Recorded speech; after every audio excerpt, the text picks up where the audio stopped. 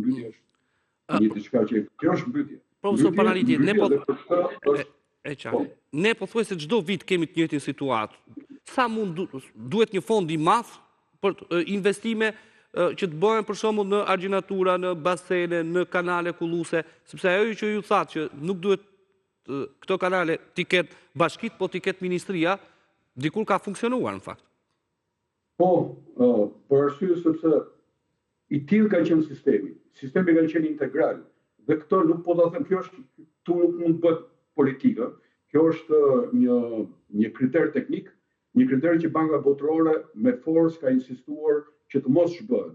Dhe sa kam qenë ministër, kam insistuar që sistemi të mos shbëhet.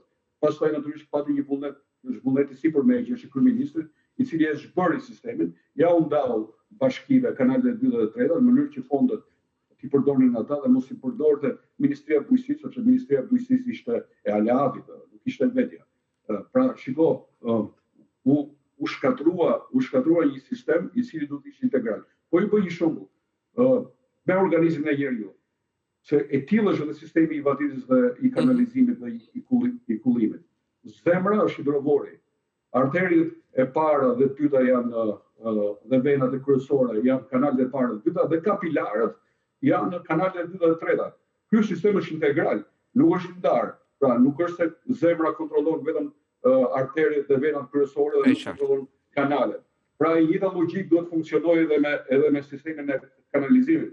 Momentin që ti e shpërndan, ja heq pushtetin qendror ministrisë dhe ja kalon bashkive, nuk ka koordinim.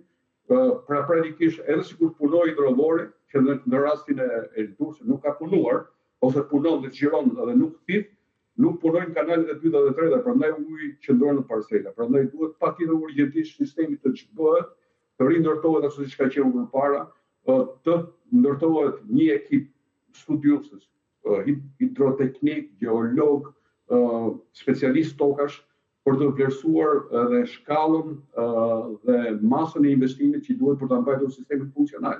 Vetëm në këtë mënyrë ne do të arrijmë të amortizojmë ashtu siç kërkohet efektin të mbruar të ujrave të cilët vazhdojnë dhe qëndrojnë dhe me shumë probabilitet të qëndrojnë atje edhe me ditë të tëra në parcela dhe ju dini që një ujë që qëndron në parcelë mbi 72 orë e nxjerr jashtë lloj prodhimi bujqësor, dhe ato janë toka të mbjella. Mendo të shih që çfarë do pritet nga ajo bujqësia e cila qëndron për më tepër se 72 orë në ujë. Prandaj edhe një herë këtë kam apel për ministrin, meqenëse tashmë e ka dhe kryeministrin pjesë të një partie.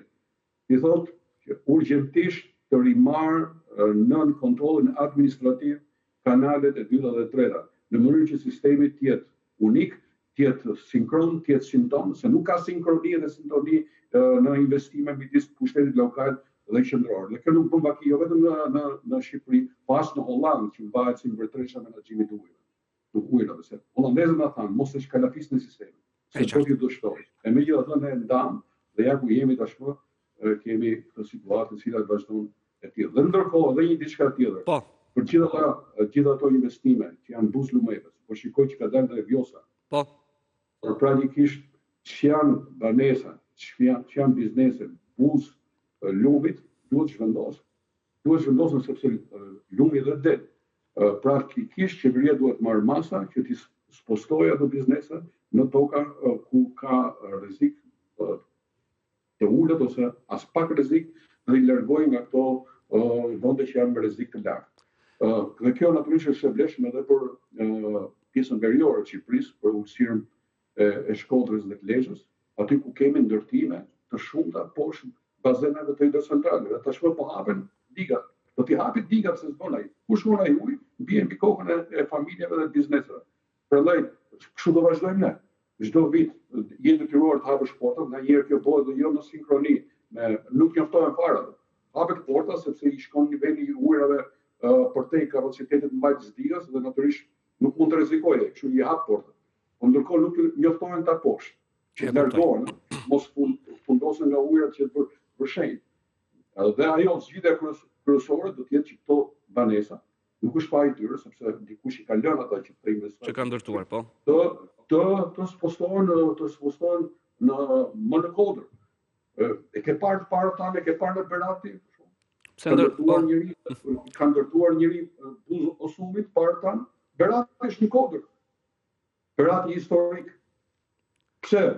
Nuk e kishin ata më kollaj të ndërtonin Beratit pranë lumit Osumit. Nuk e bën sepse lumi i vërshon. Prandaj nuk kanë qenë edhe Partan, kanë pasur logjik.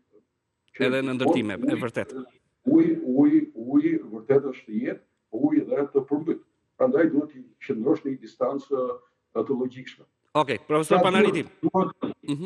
Po, përmbylleni se jemi në fund. Po.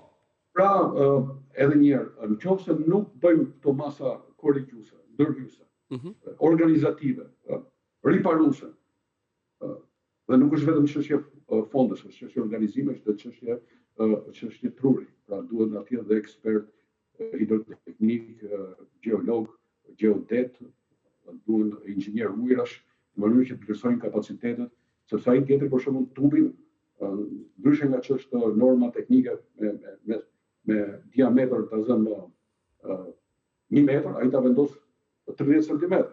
Çdo të rreqej.